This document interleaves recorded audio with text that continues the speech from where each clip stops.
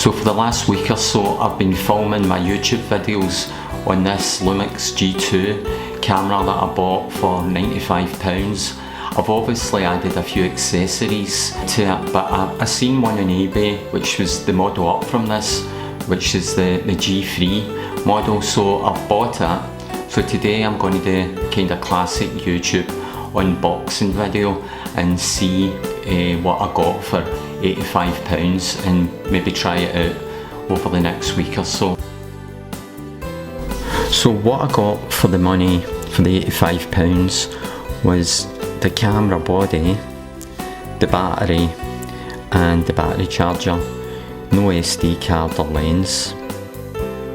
I had a spare lens kicking about that I put onto the camera and tried it out.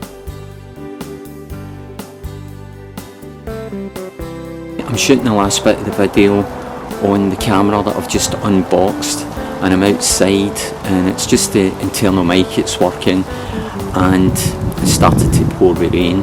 So anyway, I just thought I'd say hello.